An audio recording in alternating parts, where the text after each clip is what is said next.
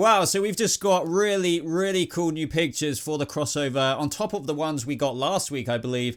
And we've got a synopsis for each episode detailing a lot more than what we previously knew. So let's dive into all of this really exciting crossover news, guys. You're not going to want to miss this.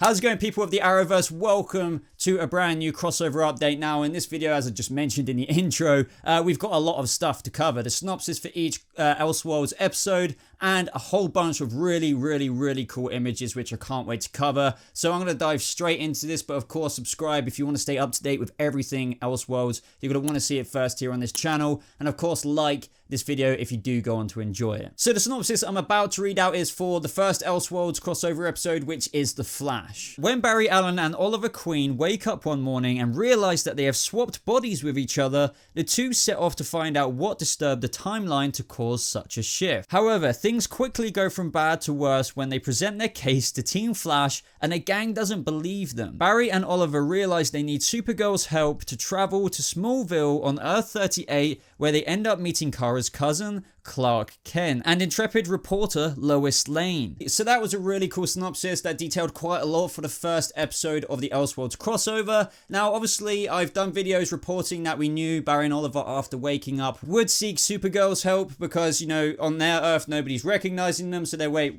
but what if Earth 38, Supergirl recognizes us? But I think the thing we're most excited about here is the fact that Oliver, Barry, and Cisco, by the way, because we've got actually some Smallville promo photos from the previous batch that they dropped. They go to the Smallville Kent farm, which is actually the original one they used in Smallville, the TV show, which I'm sure quite a lot of you have watched back in the day. But the exciting thing here is that, you know, Barry and Oliver Queen are meeting Clark Kent, the Superman. Like, that is just going to be so exciting. I can't wait to see what Cisco has to say about all of that. We all know they know Kara already, but I wonder what they think of the Man of Steel himself. Now, of course, at the same time, we're introduced to Elizabeth Tulloch's Lois Lane, which I really can't wait to see. She seems a really fitting match. I've seen her in Grimm as well, all 5 seasons. I really like that show. And she's a good actress, so I really can't wait to see what she's going to pull off as Lois Lane. I can really imagine her being that courageous, outgoing Lois Lane that she is in the comics. So I think it's going to be a nice, natural transition for her into that role. But I'm guessing from the promo photos you've been seeing on screen and that you're seeing right now, Barry and Oliver and Kara and Clark are just all talking amongst themselves, including Cisco, as to what the heck they're going to do and what they plan to do about destiny, or reality, should I say, being rewritten. The other thing that I said I spoke about in a previous video is that Team Flash doesn't believe them, and I'm quite surprised at that, especially how they're stating this here. And I know that that's why they have gone to Supergirl's Earth, and we've known that for a little while now, but why wouldn't Team Flash believe such a thing? I think it must just be the fact that they truly believe that Oliver Queen, it has been Barry Allen this whole time. So I guess maybe they would doubt it. I just thought that maybe through dealing with all the stuff that they've dealt with, including time travel and all kinds of wacky things like aliens, they would have thought, wait, so maybe they are telling the truth if they're just saying it. I mean, why would they be making it up, right? But I'm thinking that Cisco, as I mentioned in my previous video, could be going along with them to see if they're right, to see if they're telling the truth. But maybe his vibe powers, just like in previous seasons, I believe, has allowed him to tap into a previous reality. So I'm hoping my theory is right on that, because that would be really cool if Cisco is like, wait, let me vibe this, and he actually sees Barry Allen as the Flash and not the Green Arrow, and Oliver Queen as the Green Arrow and not the Flash. So let's see if that one pans out, and let me know your thoughts on that as well. So what I'm about to read is the synopsis for Elseworlds Part 2, which introduces Batwoman. With Oliver and Barry still stuck in the others' bodies, the two get a lead on John Deegan and head to Gotham City with Supergirl to figure out why their reality has changed. While there, they meet the mysterious Kate Kane, who provides them with information that leads the group to Arkham Asylum. So that first line of the synopsis is kind of confusing because they're not in each other's bodies, they've just swapped kind of roles, like, and powers. I mean, it's not like Barry's consciousness is in Oliver Queen's body, but I don't know, whatever. I'm really interested to see how they get a lead on John Deegan, and also I'm fascinated that it says that Batwoman gives them information which leads them to Arkham Asylum, because they've put it off in the trailers as Batwoman, you know, stands up and sees Barry there, and he's just like to Cisco, that's not Batman. So it seems that maybe isn't the first time she comes into contact with Barry and Oliver. Maybe they do meet beforehand with Kate Kane, but maybe that's the first time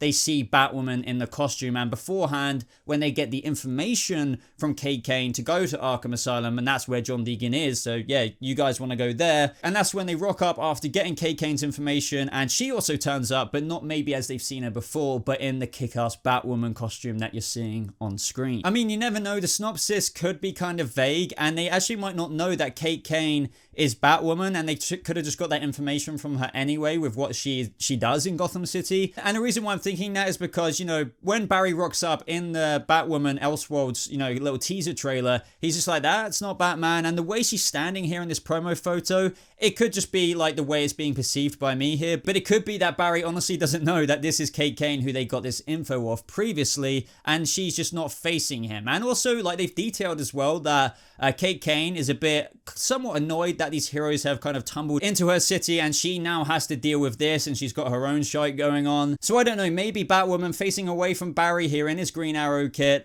is just trying to not give away that, hey, I'm the person you spoke to earlier, but maybe she does turn around and just like, hey, it's me. Let's do this, I guess. But either way, guys, I just can't wait to see the interaction between all of these characters, especially Oliver Queen having been the Green Arrow, let alone explaining to Batwoman, hey, by the way, I'm not actually a speedster. I'm actually like a vigilante like you. I think all of this is going to be hilarious. And I mean, check out some of these promo photos. I mean, I guess you've been seeing them, but look at Batwoman here with Stephen Amell in his flash suit in the background. I am very interested in this particular photo because I believe that this is Stephen Amell's wife who is playing Nora Freeze, and it looks like she is looking over at her husband's gun because, I mean, very obviously and clearly labeled there it says Freeze V, so for Victor Freeze.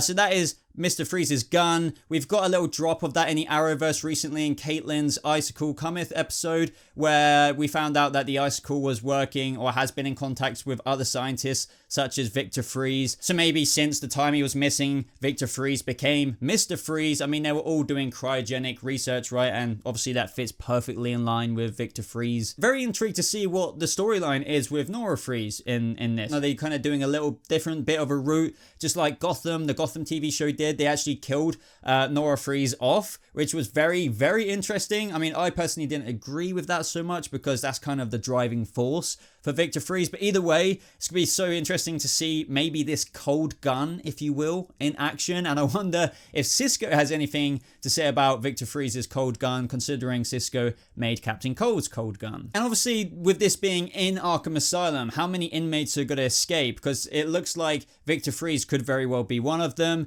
I'm wondering if what Batwoman is holding here is like one of the cartridges maybe that goes into that gun. I could be completely wrong there, but she is holding this kind of vial of something. It could be anything, but I would love to know what you guys think of it being potential ammo for Victor Freeze or something to do with that. But also I just want to say, let's appreciate that Batwoman costume. I know not everyone is completely on board with every last detail of it, but come on.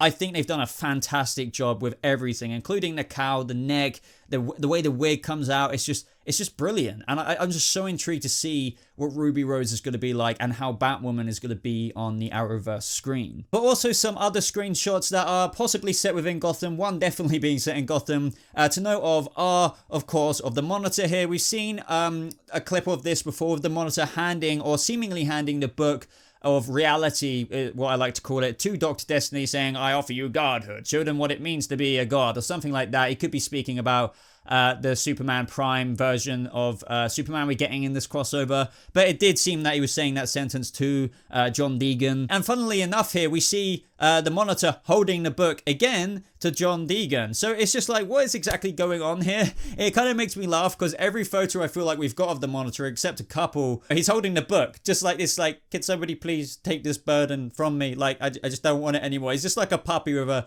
freaking bone in his mouth. But interestingly as well, we do see Supergirl here holding the book of reality. So I wonder if she's recovered that from John Deegan in this Arkham episode. Who knows? But let's move on to the third and final Elseworlds Hour Part 3 synopsis. The battle concludes. Supergirl, The Flash, Green Arrow, and Superman engage in the battle of their lives. So this episode is very clearly going to be the explosive finale. It's going to be a 3-night crossover event. So what I think will be going on here is that they're all battling potentially against Superman Prime, or, you know, the black suited Superman. I think by this point, at some point in the second episode that we were just discussing, reality will be rewritten again. And that is why we see Barry and Oliver as the Trigger Twins, and we see Cisco as this somewhat crime lord, which we discussed in the other video with the last set of photos we got. But here's a few more Trigger Twin photos with Cisco anyway that give us a little bit more insight into that episode. I wonder if this particular photo with Barry and Oliver as the Trigger Twins are looking at the newspaper, and this is maybe where they've just spawned into that reality,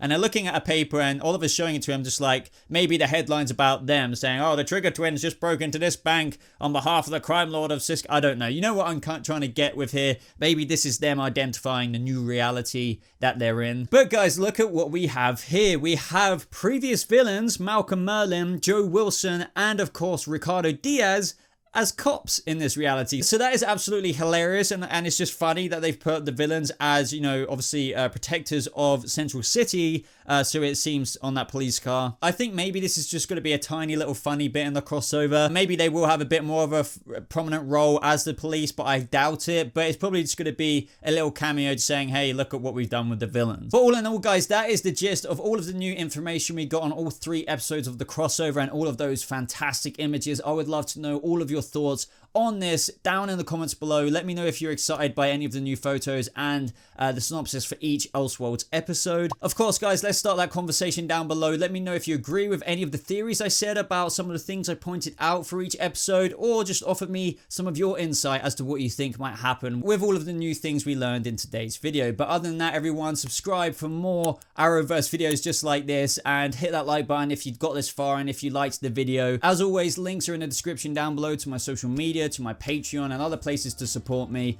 But thank you so much for watching, guys. I hope you have a lovely rest of your day, and I'll see you all in the next video. Goodbye.